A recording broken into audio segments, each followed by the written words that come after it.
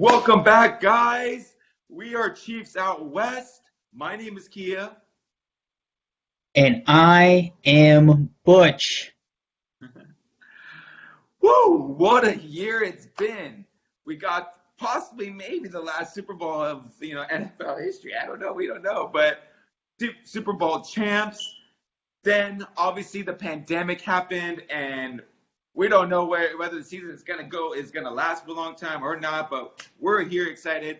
But Butch, how has it been for you? What do you think about how the season's gonna go? Dude, I mean, there's probably never been a time, in my lifetime where I've needed football more than now. I'm just glad to get the season back going. We got our rings finally. They look beautiful. I mean, this team is I hate to get ahead of myself, but I think we're past the point of being impressed by I think the team's greatness now. Now we want to see how far we can take it, and I'm excited to see that part too. Yeah. What are we going to expect, especially against the Houston Texans? Like, what are we? Yeah, what is it going to be like for this team? You think? Well, we have this sort of theme, right, that happened in the playoff game that I think will continue into the Thursday Nighter, which is this 51-7 run that we put them on from that playoff game a few months ago until now. We have a chance to keep that streak going. I want to see how far it can go. Can we get it up to 30-7?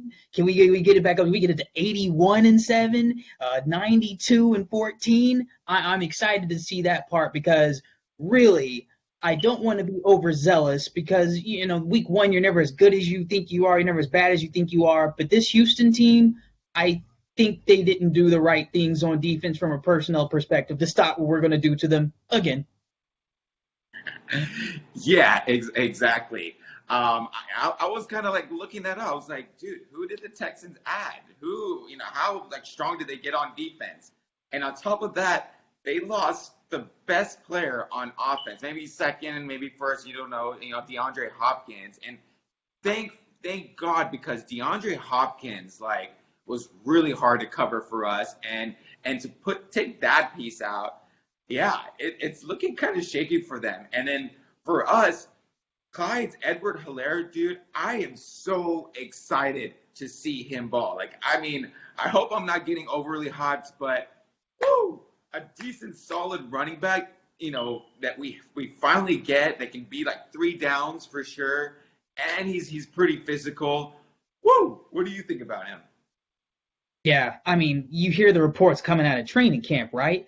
This is crazy. This kid could be even better than Kareem Hunt ever was. I mean, it's fitting that he's wearing the number 25. Not to, say anything too blasphemous for Chiefs fans out there, but you are going to see shades of Jamal Charles. We always talked about what would it look like if a prime Jamal Charles were to join this offense. I think we're going to get it, fellas. We're going to get it on Thursday. We're going to see what this offense is like with a true dynamic playmaker in the backfield like Clyde Edwards-Helaire. Not only because he's dynamic, he's compact, he's tight, he's smart, but also that he played in a system that's somewhat similar to what we're going to be playing already, in Kansas City. This is a perfect fit, and boy, it's really going to start stressing defenses out. We're going to give defenses a lot to chew on after this week one tape gets put out. Yeah, and crazy enough, Chiefs, Andy Reid, in the 53-man roster, he has, what is it, 3 running backs, 5 receivers, and 4 tight ends he brought in. He's probably he probably put up some crazy, like, saying crazy Andy Reid style playbooks, and I am so stoked to see what's going on with this. Yeah, you're And right. then, That's kind of I was completely shocked by that. Like 3 running back, he usually keeps four tight ends. Travis Kelce's back on the injury report for Monday, just limited in practice with a knee. I doubt it has anything to do with that. But yeah, I mean, if he's cooking up something, I wonder what it's going to be with him adding bigger, heavier, maybe a little slower personnel. Are we going to see a revert back to an offense that looks a little more like what he had in his early Philadelphia days, where he was running 2 tight end sets and then throwing and running out of those sets to really screw with teams who wanted to be linebacker heavy? I'm excited for it too. yeah, and then obviously we got the King and Patrick Mahomes. he got, locked down. He locked himself down. He had something like my girlfriend was like was in tears because she said like it's only us, it's always us, and she was like, you better have something like that for me if you ever propose to me. And I'm like, dude, this man, not only is he solid on the field, but he knows he can say the right things every single time.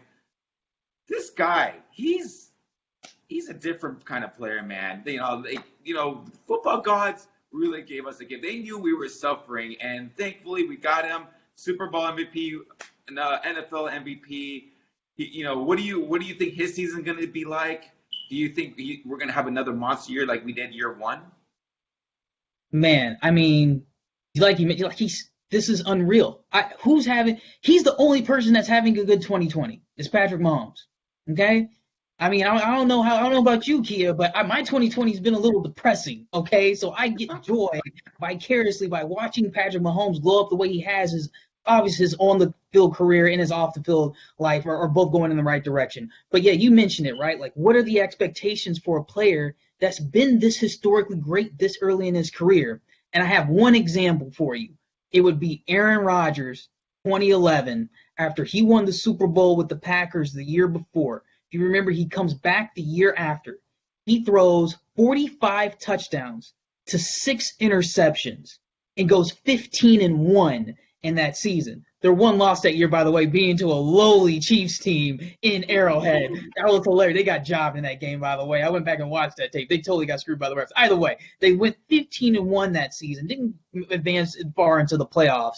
But I think that's the next tip of the spear for Patrick Mahomes. It's not necessarily going out there and trying to throw 60 touchdowns, beat Manning's record. But can he have an efficiency rating where he's throwing 40-plus touchdowns in single-digit interceptions on his way to routing most teams in the league? I think he can do that. That's the type of season I want to see him have, arguably the best season in NFL history. Yeah. I mean, and he finally has, a solid running back who has experience kind of working in a similar type of offense in college. So it didn't seem like he needed a lot of work coming into it. His receivers are all coming back. Watkins restructured his contract. Thank you, Sammy. Already made his money, and he was cool with it. And I don't know, Mecole Hardman, second year into this offense, really exciting to see him. I have high hopes. I think they can get him more involved, and even with his very limited time in the offense, exploded in crucial times, made some big plays, and obviously we got Demarcus Robinson. I think all these guys are, it's good to have, the same guys coming back for Patrick Mahomes to get the same type of people.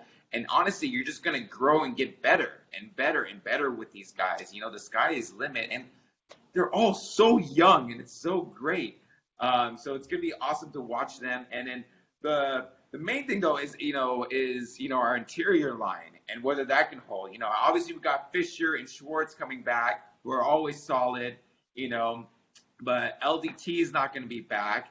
He kind of suffered. He kind of struggled towards the end of the season.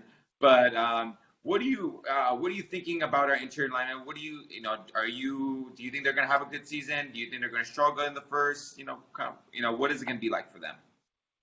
Do I think they'll struggle against Houston? Maybe, maybe not. I mean, they're good along the defensive line. I like what they have. But yeah, that'd be the one part of the team, at least on the offense, where I say to myself, you could find upgrades. Is Austin Ryder going to continue to play well? Will he take a step back? We don't know. That's the problem with having these undrafted players kind of circling in. They could be sort of up and down from year to year. I do like, however, the signing of Kelechi Osemele. Kelechi Osemele, if healthy, is going to be a mauler up front for our run game. And I think that's going to introduce us to a type of running game that we haven't had the past year or so. I mean, Kelechi Osemele, for those who don't know, he played for the Jets last year. They did him dirty. That man needed shoulder surgery. He knew he needed shoulder surgery. They told him not to get it. He got it anyway, thank God. Sounds like he got himself back healthy, was a little sore from what I understand during training camp, which is concerning. He had his surgery and it's sore. Probably means it's not all the way healthy. If he's healthy, He will help solidify that interior offensive line. And you'll start seeing those types of runs where instead of Patrick Mahomes having to pull it out on those RPOs and throw the slant every time, he's going to be more than glad to just hand it off to Clyde Rowe, have them run, a sort of guard counter, guard tackle counter, or sort of counter G, or, inside zone. They're going to run those more often. You're going to see those pop on teams, and they'll really be flustered. Ooh, that sounds amazing. and you talk about the Texans defensive line, and I'm kind of struggling on who they really have and who's going to really be like the ones that are going to be dominant. I mean, obviously J.J. Watt, but it's coming towards the end of his time. I'm not too worried about them. I'm not really too worried about really the Texans. The Texans D line controlling, and plus we got so many speedy guys, and we talked about. Patrick Mahomes was actually working on making quicker decisions on plays, and freaking if he can get that done, I mean, that's all he really needs to do. So let's move it on to the defense. All right, obviously we're going to be without Mike Pennell and Rashad Breeland. Two really crucial guys who helped us last year. Very underrated players. They need to get way more respect than they do. But even them gone, we still got 21 of the 9 or 10 of the starters still back. So let's start with the D line. We got Chris Jones, we got Clark, we got Saunders. Who do you think is going to be replacing Pennell obviously Derek Nandi probably, obviously. Yeah, Nandi's going to be there for sure. So the question becomes, what are we going to do when we need to have a true run stuffer outside of Nandi to spell him? And there's a couple of options there, right? I think one of the big names, if you're following training camps, Deshaun Watson. Deshaun Watson comes in as a UDFA. This was a young man that was a little slighter playing in college. He has packed on muscle that will allow him to stay stout against the run. It's the reason why he's staying on the field, reason why he might see legitimate playing time week 1. I hear this guy is a true pro. Listen for that name a few times. Deshaun Watson, big guy, close to about 280, 290 pounds right now. He's going to be the one getting those later rotation reps in the game to help plug the run if Houston can keep on schedule to run the ball in the first place. I'm excited. I heard a lot about him.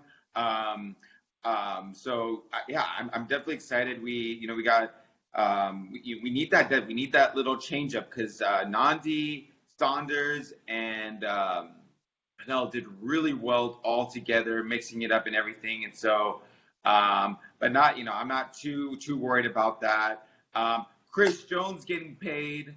What do you think it's going to be like this season for him? I'm pretty pumped. He saved us in that Super Bowl last year with those 3 knockdown passes. He was just unbelievable, and he's always a hard worker. Him and Frank Clark. I'm just so excited to see these two paid and happy, and both going to probably go all out and help us get to the quarterback. Yeah, definitely. I mean, as far as Chris Jones is concerned, he's the second best player on the team. In my humble opinion, there is very little that teams can do to block him one-on-one. You want to block him one-on-one, he's going to eat you up. He's put that on tape numerous times. That's why he ended up getting paid. Much to my surprise, I didn't think he would be in Kansas City after the Super Bowl. I thought he priced himself out. Man, shout out to both Brett Veach and Patrick Mahomes for helping make this work, for leaving enough on the table for this young man to get his money, because he's a big part of this. And if I remember correctly, both the regular season game and the playoff game, Chris Jones didn't play against the Houston Texans. So this is going to be very interesting. I know he wants a piece of these guys. I am looking at the Houston Texans offensive line depth right now. I'm not very impressed. Along the offensive interior line, Max Sharping and Sanio Clementi, Zach Fulton, and Nick Martin. No, you're going to get ate alive. Like, whoever is trying to block Chris Jones, once they have to go into passing mode, shotgun 70% of the time, this guy could end up getting 2 or 3 sacks early to start off his season and really prove why he ended up being the one getting paid. Ooh, yeah, I totally forgot Chris Jones was out the last 2 games playing the Texans. He's going to have a monster game. I just remember Frank Clark just by himself having a monster game the last, chasing Deshaun Watson all over the field, never giving up. And now Deshaun Watson has to deal with a bigger bully with Chris Jones. Woo, this is going to suffer. It's going to be exciting to watch. I'm probably going to start my Kansas City defense on that day instead of the Niners defense that I picked up, because it's going to be a nice little, like, a lot of good, easy points for fantasy football players for sure. So one of the position groups I am excited for is the linebacker crew, only because Willie Gay Jr., who I am so stoked about. You know, we had a lot of trouble covering running backs. You know, having a speedy receiver, speedy running back, keeping up with them. Texans added David Johnson, who I don't know which David Johnson we're getting, but he's still elite, veteran. He knows how to play. He's still fast, still quick, and Houston knows how to use their running backs. They made Carlos Hyde look like a freaking Pro Bowler last year.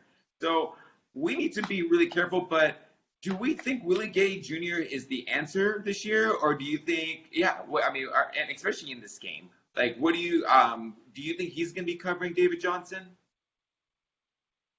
Yes, I think they are higher on Willie Gay really than what they're putting out in the media, right? Because Coach Spagnuolo has this thing where he doesn't really play his rookies a lot unless they're really special and really fast. And I think that's where Willie Gay is right now. We know we have a deficiency at linebacker, and it's pretty bad. I like Ben Niemann. Ben Niemann has a long way to go before he gets the types of snaps necessary to be able to, do those man coverage duties at the second level on some of the fastest running backs in the league. And I happen to think that Houston has a couple of them, both in Duke Johnson and David Johnson. They can both play. The problem was health with David Johnson. Is week 1 he's going to be healthy, so we will see a steady dose of him as well. But you're right. I think Willie Gay Jr. finds his role on the team early passing downs, first down, second down. I think third down he may leave the field. First down, second down, he'll get a decent number of snaps. And, yes, he will be sort of that Sam role that's meant to be the force defender, play tight over the edge, outside shoulder of the tight end, give him a chip, be waiting in the flat. Anything vertical, anything sort of Texas route, angle route that's coming from that running back, he's running with them. He's plugging, he's taking a step back, and he's reading where the running back is going. Those are simple reads. I think Willie Gay can do that. I think he will do that early, and we'll get some early dividends back from. Will he get beat a couple times? Yeah, probably. But you'll see a noticeable improvement on guys like Duke Johnson getting stopped before they end up 20 yards down the field, like we constantly talked about last year. Right. Yeah, and such a good need that we filled in, and I'm pretty optimistic on him, really helping us out there, because honestly, I felt like that was our major weakness last year. That was just our main issue, just keeping up with these like really fast and quick running backs. And so I'm really excited to see him. Anthony Hitchens and Damian Wilson starting again together. I remember last year, Hitchens was the starter, but then our 2 other linebackers kept getting switched. We couldn't find any consistency until later in the year, and both of them played really well going down the stretch, especially in the run game, doing really well towards the end of the season. How do we think they'll fare well, especially in this Texans game? Well, here's the thing, right? So the linebacker play, when we played them in the regular season, was atrocious. Wasn't the same guys. Got to the playoffs. It was a little bit better. Still not great. We still have some issues that we need to work through, especially if those guys are going to be our starters. I expect more of the same from Houston, at least to start off the season against this defense. A lot of fly sweep motion, a lot of split zone from the tight end to sort of get the linebackers to hesitate before they drove on where they believe the play was going to go. And that's the thing with Anthony Hitchens. I think he can diagnose it pretty well. He just doesn't have the foot speed post-diagnosis to be able to get to the points where we needed to, either on the edge or to fill or to spill to another linebacker waiting on the edge if they did hand it off on some of those zone read concepts. So it may be a little more of the same early on. I expect by the second half, they'll really have an understanding of how Bill O'Brien wants to play his offense. And I think they'll be able to settle in a little more. But expect the linebacker play to not be great to start off this game. Yeah, no, for sure. And Spags has this kind of like reputation with this defense, with just like starting off kind of dissecting, kind of assessing what's going on before he puts the brakes on, or before they actually take the brakes off in the second half. So I agree with you. It might be a little slow start for the team, and then we got our secondary. Obviously, Bashaud Breeland's not here, so Rashad Fenton will be replacing him. We got him and Ward on the outside. Tyrann Mathieu. Juan Thornhill is something that is questionable. We're not sure if we're going to get him. Obviously, we have Dan the Man stepping in, for him. What are you thinking about the secondary? Second year together. Getting more experience with them, especially with Tyrann Mathieu leading the bunch. How do you think?